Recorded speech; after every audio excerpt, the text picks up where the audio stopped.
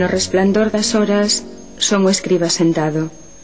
e agardo a que o día esqueza na miña tabuleta un risco diagonal, o rosto dun efebo, algo de sangue e especias,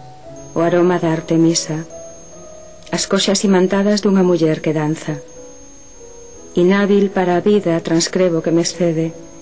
fixo en trazos esguíos o amor e os seus detritus, a contracción das bocas no leito e na batalla, as pupilas dos gatos. Que os deuses me perdoen a renuncia ao caudal da existencia.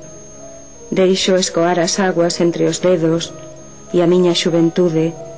e en tanto dilapido os meus minutos, reteño outras historias, acaparo outros corpos, e os seus membros precarios dou a forma do eterno. Quizais un día futuro, cando as fauces do tempo tiveren devorado a miña carne e a dos vermes da miña carne